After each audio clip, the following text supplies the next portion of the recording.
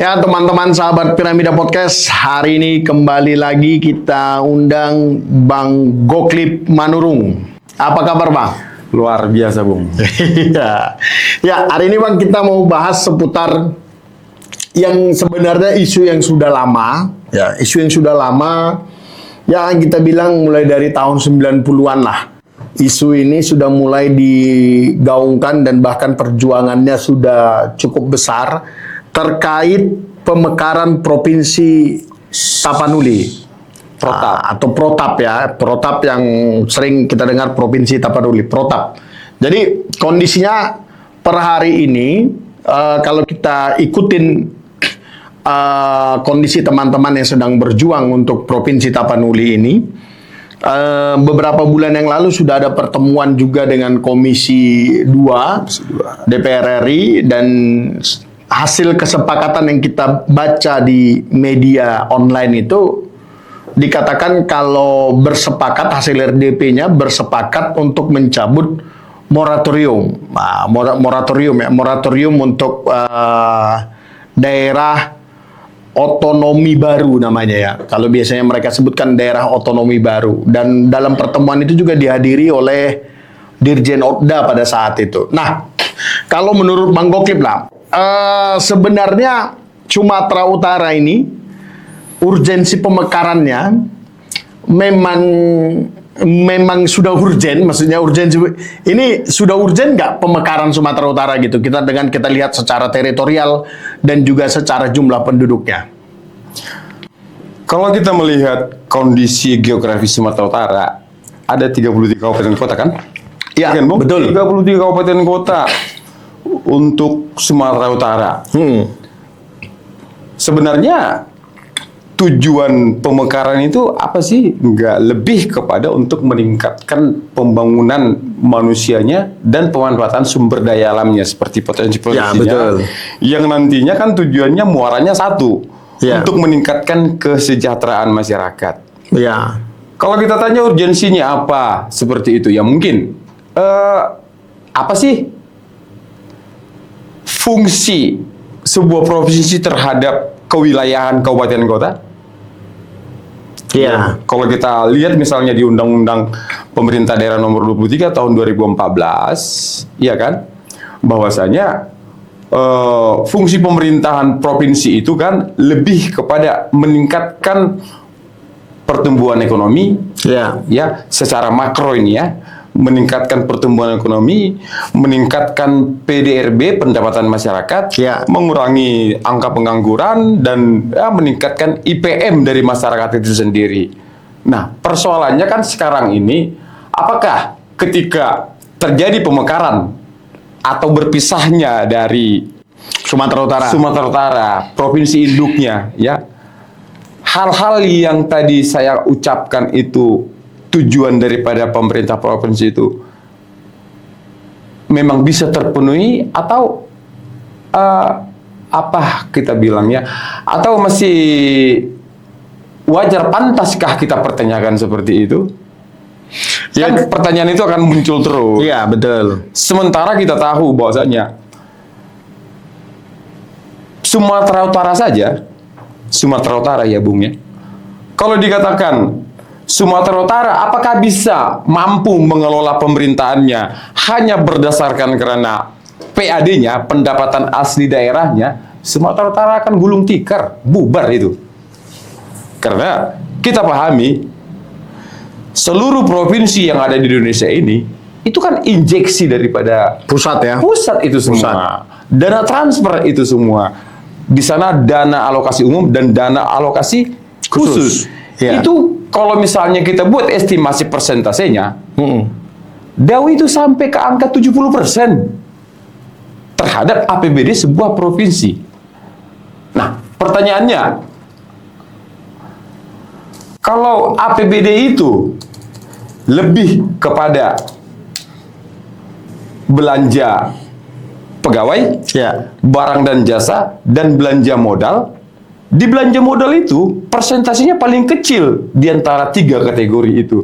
Dan kita pahami Bung, belanja modal itulah yang dinikmati oleh masyarakat. Karena itu menyangkut pembangunan fasilitas, menyangkut pembangunan konstruksi, ya, menyangkut prasarana semualah di situ. Kalau kita kembali lagi, apa urgensinya? Apakah sangat dibutuhkan sekalikah pemekaran terhadap Provinsi Sumatera Utara ini? Yes, saya katakan yes. Apalagi melihat kriteria gubernur kita sekarang ini seperti ini. Semakin apa lah ya? Tidak akan mampu Bobi mengelola 33 kabupaten kota. 33 kabupaten Tidak kota. akan mampu dia mengelola itu. Ya. Kalau kita katakan lagi, kenapa tidak mampu? Ada dasarnya. Ya ketika di Medan ada katanya prestasi-prestasi dia, ya kan? Yang katanya one cut yang bisa Ya, KTP setiap warga Medan pokoknya gratis berobat dimanapun. boleh gratis berobat dimanapun. Pertanyaannya, apakah pemerintah Kota Medan sewaktu Bobi wali kotanya mengcover iuran setiap masyarakat Kota Medan? Tidak, Bung. Iya. Hanya memberikan jalan keluar supaya masyarakat punya hak mendapatkan pengobatan dari BPJS. Iya. Kan hanya itu. Kalau dikatakan apakah itu prestasi? Bukan, Bung. Itu kewajiban dia sebagai wali kota.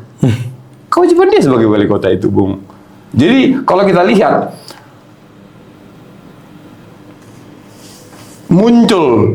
bukan muncul, ya, tapi timbul kembali gerakan-gerakan untuk pemekaran di Sumatera Utara ini. Iya. Kita harus bedakan, Bung, gerakan pemekaran Provinsi Tapanuli dengan gerakan sekarang yang kalau kita tahu lah, kita baca-baca di media, bahkan sampai muncul sampai 5 provinsi. Iya betul. Ada ya Provinsi Nias, Provinsi Toba, ada Sumatera Timur, Sumatera Tenggara. Sumatera Tenggara. Harus kita bedakan Dengan kondisi perjuangan Provinsi Tapanuli, ya. perjuangan Provinsi Tapanuli. Kita pahami bahwasanya perjuangan Provinsi Tapanuli itu, protap itu, Bung, itu sudah berdarah-darah itu, Bung. Iya. Sudah berdarah-darah. Kalau dikatakan secara letak geografis, Provinsi Sumatera ini idealnya dibagi berapa provinsi lah? Kalau buat saya, ideal Sumatera Utara ini idealnya itu 3 provinsi. 3 provinsi, ya. Yang pertama Provinsi Induk, yang kedua Protap, ya, masuklah di sana mulai dari dari Samosir, Toba, ya, baru Humbahas, Tapanuli Utara, Ya. Sibolga, Tapteng. ya. Secara letak geografis itu kan berkumpul atau terkonsentrasi dia di satu geografis, ya. Artinya ketika terjadi juga pemerintahan baru yang kita namakan itu sebuah provinsi, artinya gubernurnya itu jangkauannya, ya, efektif untuk bisa melakukan pembangunan. Ya. Yang kedua, kalau kita masuk lagi tentang geografis Sumatera Utara, balik kita ke arah Labuhan sana. Iya. Apa aja di sana, Bung? Labuhan Batu, Labuhan Selatan, Labuhan Utara, Labura, ya, ada Kisaran, Tanjung Balai, ya kan? Secara letak atau syarat kewilayahannya sudah memenuhi, artinya 5. Iya. Ya kan? Untuk Sumatera Utara yang tiga formasi ini yang lebih pantas menurut kacamata saya Untuk menjadi provinsi. Berarti sebenarnya bisa nggak kita katakan gini, Bang? Maksudnya munculnya kembali persoalan gerakan-gerakan ini patut kita duga bukti ketidakpuasan masyarakat dengan kepemimpinan gubernur, atau sebenarnya ya mau gubernurnya juga memberikan perhatian yang cukup kepada setiap kabupaten kota, gerakan ini tetap ada. Ya. Atau bagaimana yang Abang lihat? Bentuk memang ketidakmampuan memberikan perhatian sehingga gerakan ini kembali mencuat lagi? Tentu segala kejadian itu kan nggak ada kejadian yang berada di ruang hampa itu. Iya, iya. Selalu sifatnya kausalitas, sebab akibat. Kenapa muncul protes terhadap daerah-daerah untuk memisahkan diri yang kita namakan pemekaran Pemekaran. terhadap Provinsi Indo? Iya. Tentu ketidakpuasan terhadap kinerja daripada gubernurnya. Gubernurnya. Tentu. Kan sangat sederhana. Bila Bung menjadi pemimpin saya, Bung memberikan perhatian kepada saya, tidak ada jalannya saya untuk mengundurkan diri sebagai anggota Bung atau anak buah Bung atau di bawah wewenang Bung. Ketika mendapatkan perhatian ya. Ketika mendapatkan perhatian, Betul. tidak ada. Artinya selalu itu sifatnya sebab akibat, ya, bahwasanya kami ingin memisahkan diri karena pemerintahan kami yang sekarang kurang memperhatikan. Dan ada juga misalnya lah dulu kekecewaan seperti ini. Kita pahami bahwasanya daerah-daerah di Sumatera ini kan punya sumber daya alam masing-masing. Iya, gitu. betul. Punya sumber daya alam masing-masing. Yang kebanyakan kalau kita ketahui misalnya sumber daya alam ekstrakta seperti di di Humbahas, di Tapanuli, kan sumber daya alam di bawah tanah ini itu kan banyak. Betul ya. Bahkan emas juga ada di situ. Ketika itu dikelola, ketika itu dikorek, ya, diproduksi, ya, menjadikan dia mempunyai nilai jual, ya. Tahu ujung-ujungnya yang menikmati ini kan orang-orang segelintiran di pusat sana ataupun di provinsi, karena yang berhubungan juga provinsi juga punya wewenang untuk memberikan akses izin ke situ.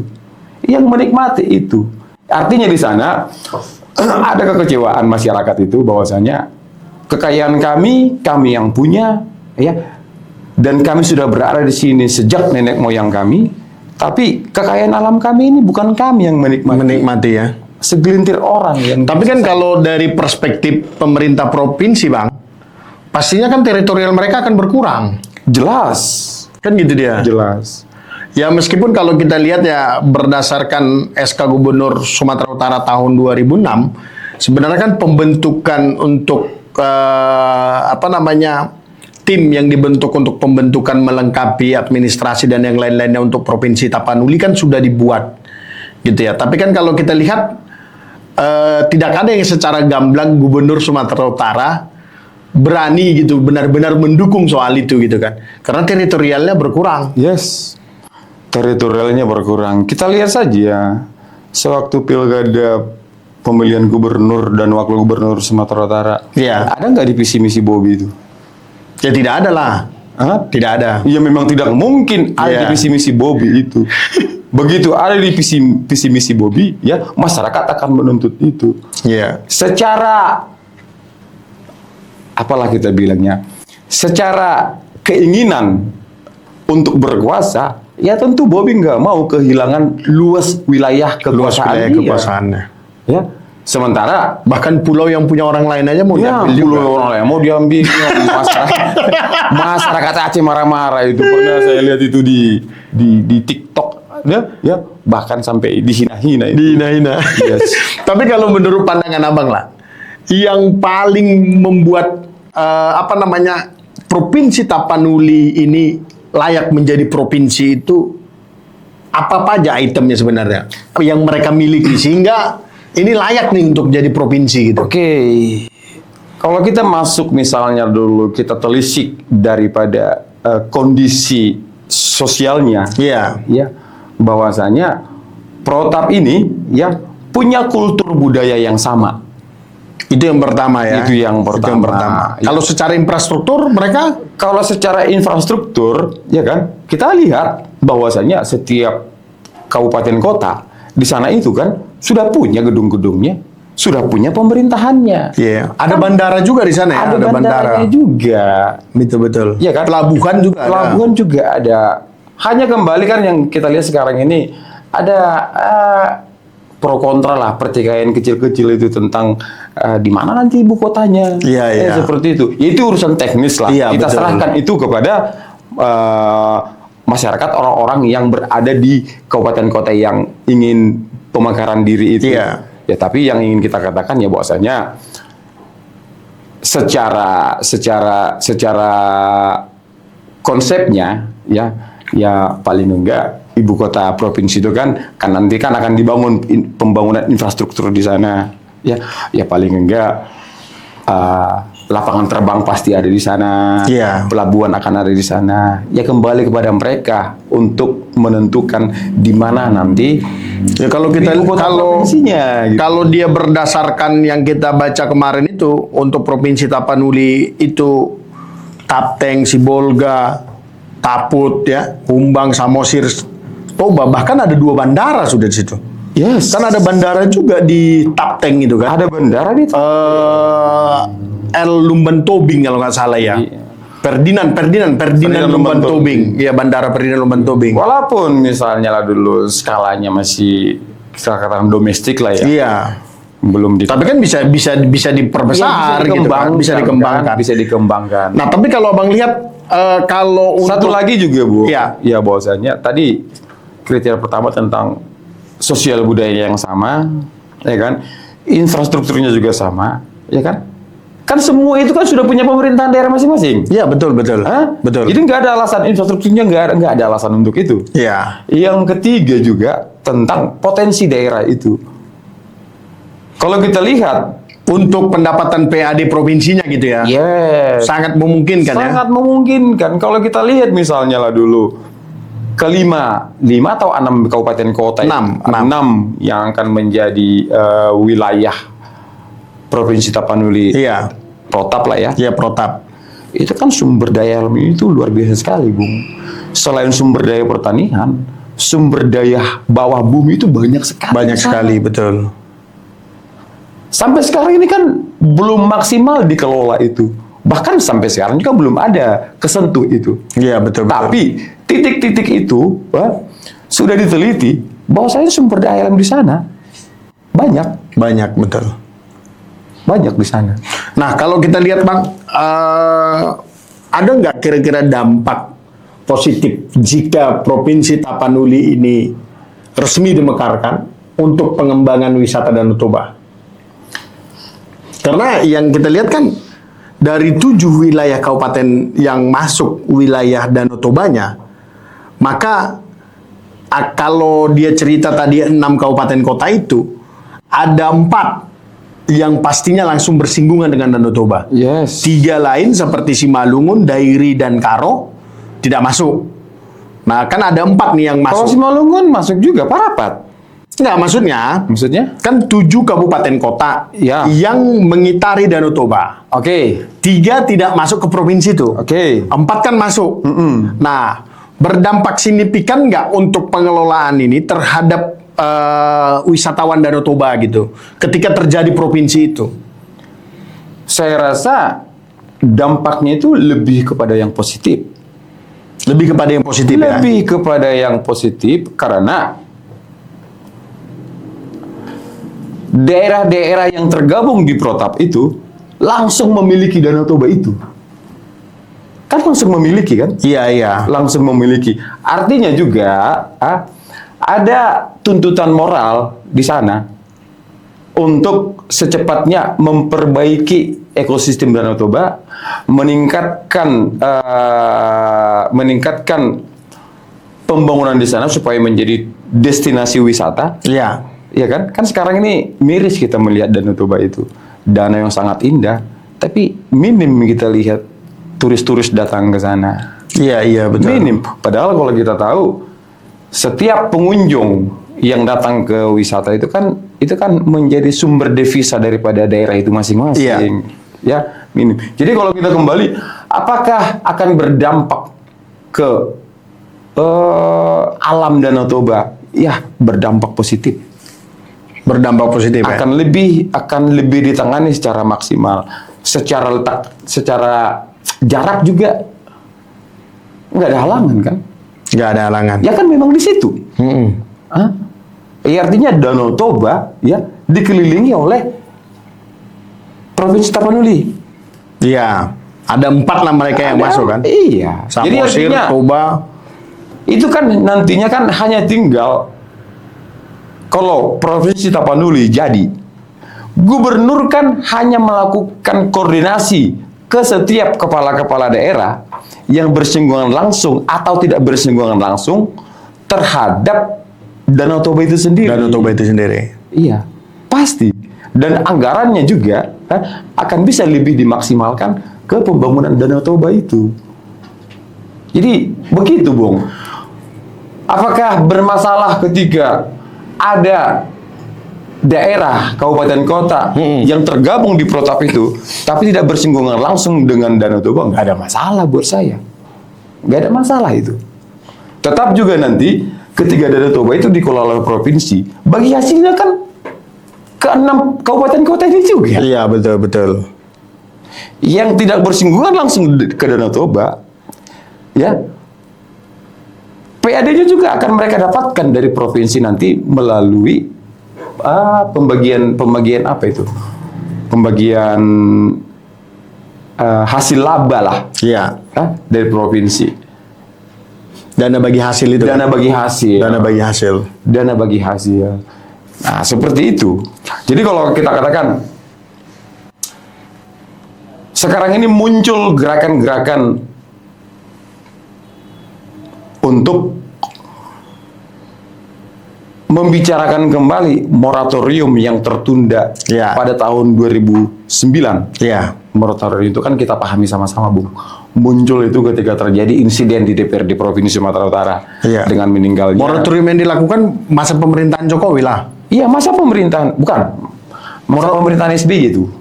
Untuk 2009? Bukan, maksudnya moratoriumnya, moratorium pemekaran provinsi itu kan masanya Jokowi kan?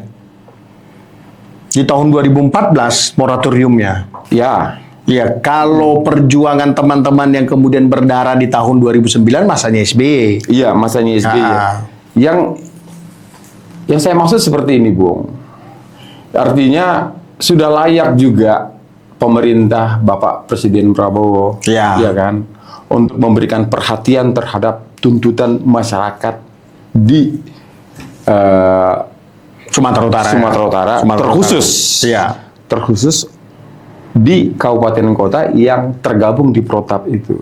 Karena harus kita pahami, Bung, perjuangan protap ini tadi kita sudah bahas, itu dimulai sejak tahun 50-an loh. Iya, betul.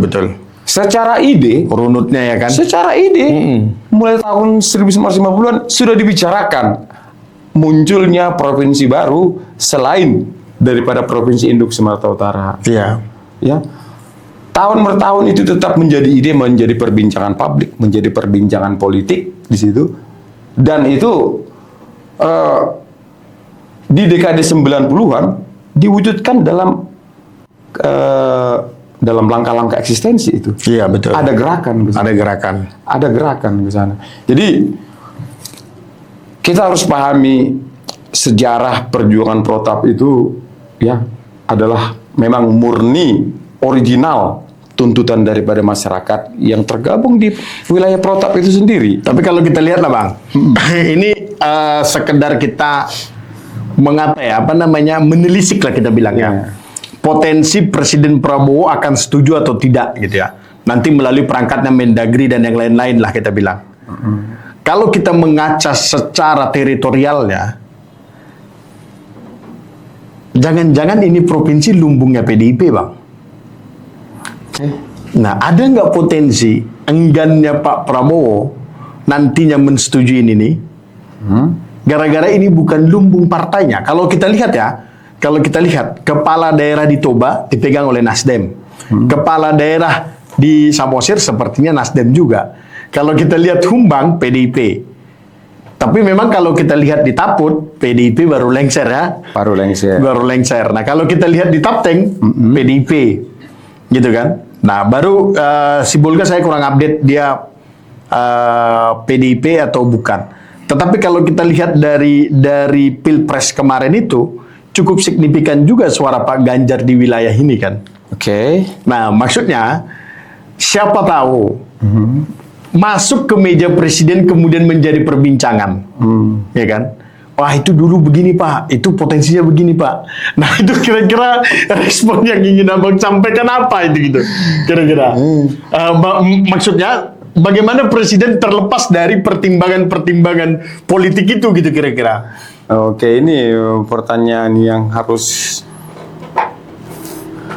menyusun narasi dulu untuk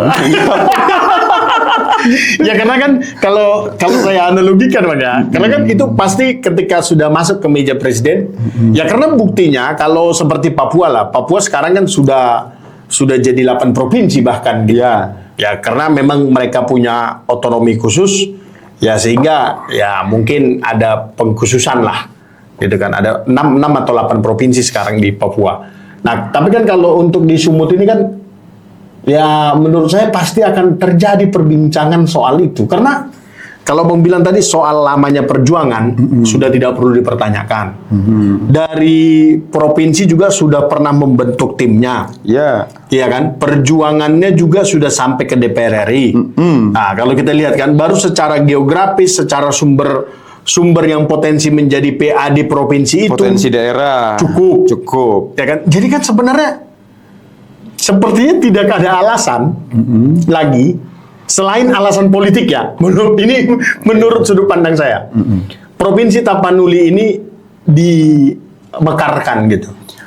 Oke, pemekaran wilayah itu, apalagi pemekaran provinsi dari provinsi induknya itu, ya memang nggak terlepas dari sisi politiknya, Bung. Ya. Selalu ada hitung-hitungan politiknya terhadap penguasa sekarang. Betul. Untung ruginya di sana. Untung ruginya di sana. Kita bicara dua aspek lah dulu. Kita misalnya berbicara dari sisi politiknya, baru nanti kita bicara dari kondisi sosial masyarakatnya. Iya.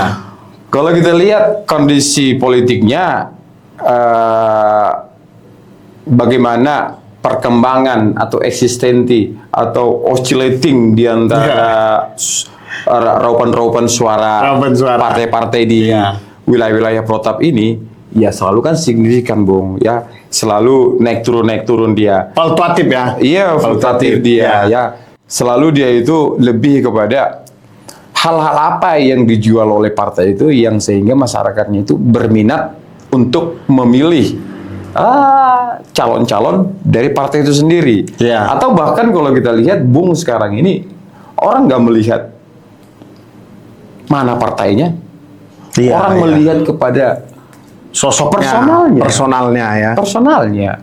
Mau dari partai yang nggak terkenal sekalipun, kalau sosoknya itu ya dikenal masyarakat, bersosial, ya, dan nimbrung di masyarakat, ini masyarakat akan memilih. Begitu. Buktinya juga kalau kita lihat di Jateng ya, yang menjadi kandang banteng, bisa dilululantahkan juga kan gitu dia.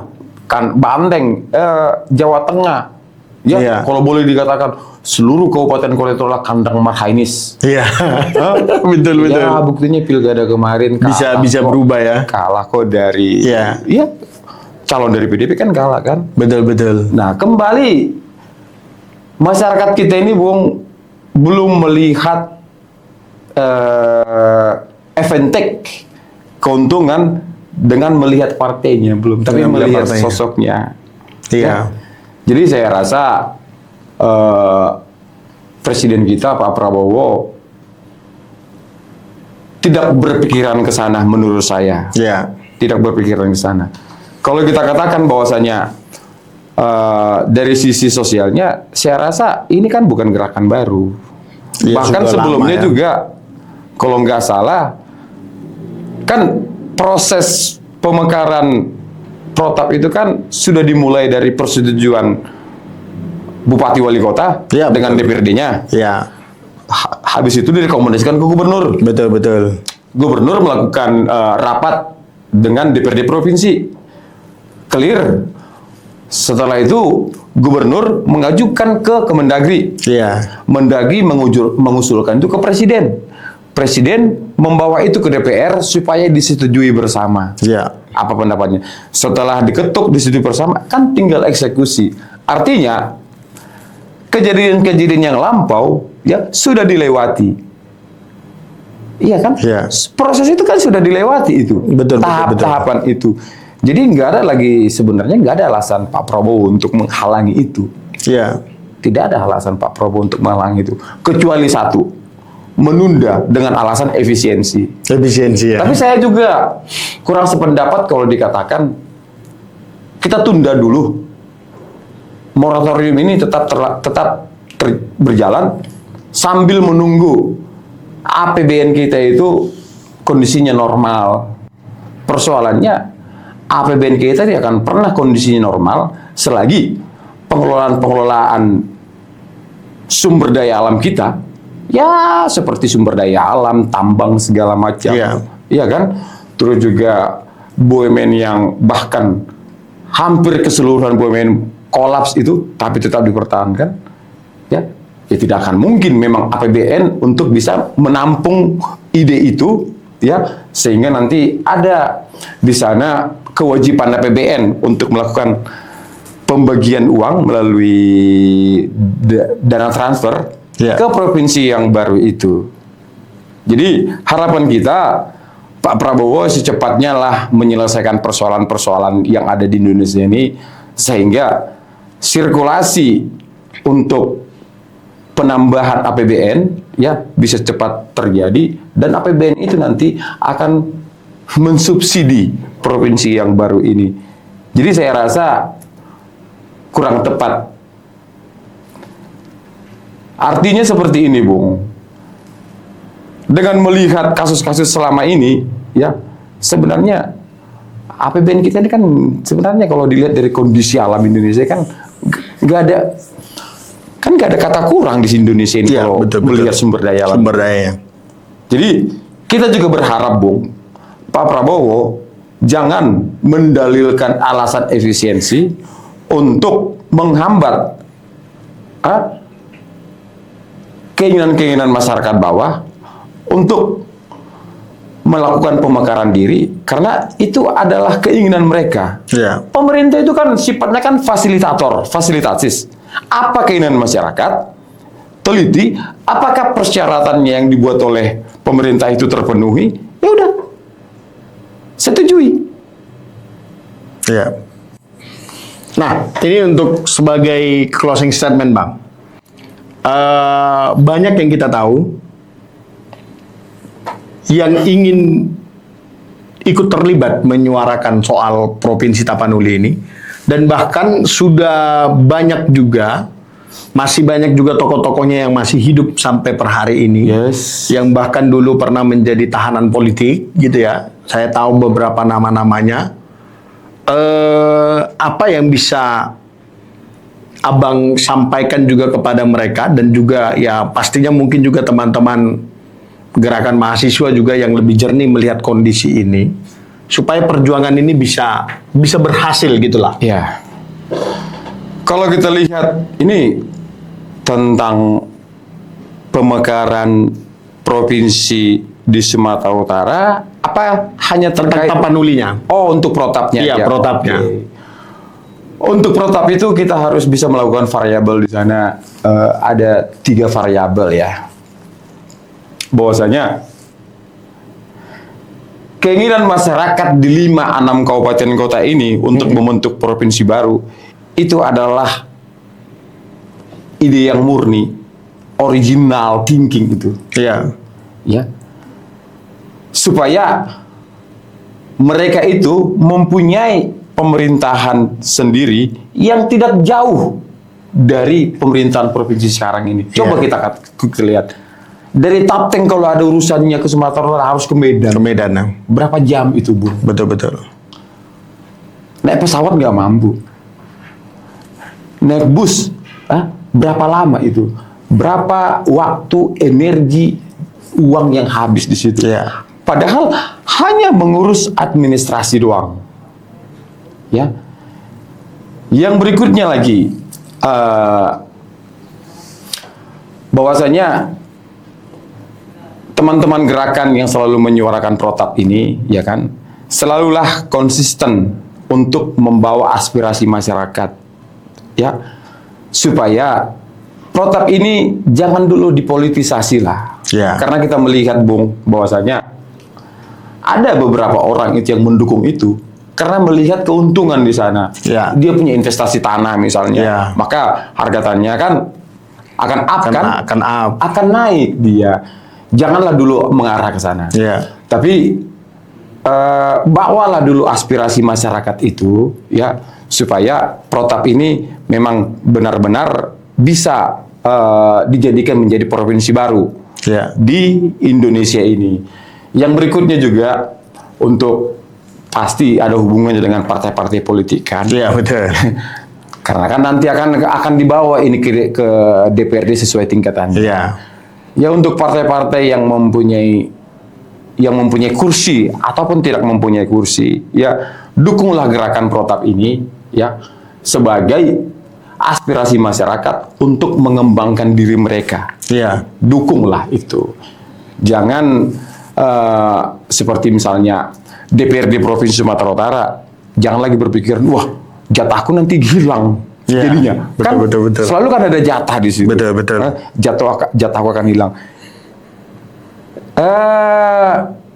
Buanglah dulu pemikiran-pemikiran ke sana demi kepada tercapainya keinginan masyarakat di sekitar di ruang lingkup protap itulah. Protap itu ya. Yang ketiga terhadap pemerintah lah, ya, bahwasanya kita berharap,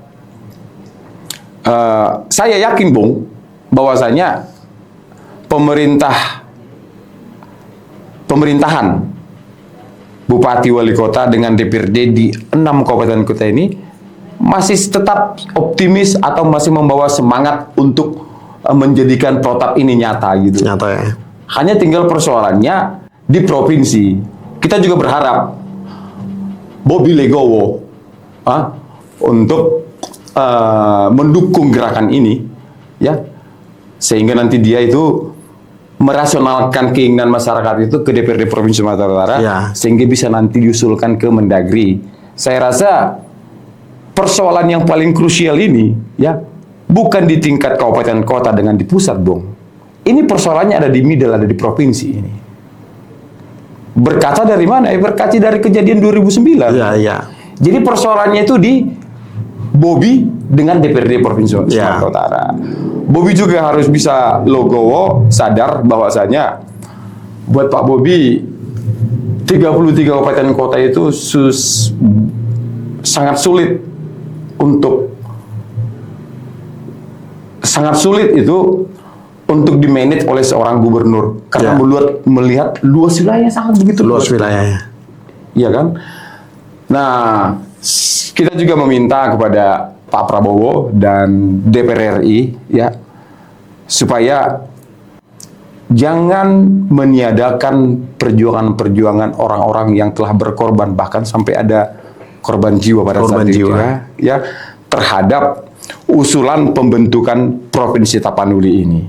Ya, kita juga berharap itu semuanya bisa berjalan dengan baik, sehingga memang benar protap ini bisa memakmurkan, mensejahterakan, ya, masyarakat di 6 kabupaten kota ini. Iya. Tapi sejauh ini saya secara pribadi melihat pengalaman-pengalaman sebelumnya di daerah-daerah lain, pemerintah menyetujui munculnya provinsi baru. Saya sangat yakin protap ini akan terlaksana, walaupun memang harus ada perjuangan-perjuangan yang lebih maksimal di sana. Oke, baik, terima kasih Bang Goklip. Teman-teman sahabat Piramida Podcast, jika punya pemikiran yang berbeda atau komentar apapun seputar topik yang telah kami bahas, silahkan tinggalkan komentar Anda di bawah. Dan jangan lupa ikuti terus channel Piramida Podcast. Thank you Bang Goklip. Sampai ketemu di episode berikutnya. Siap.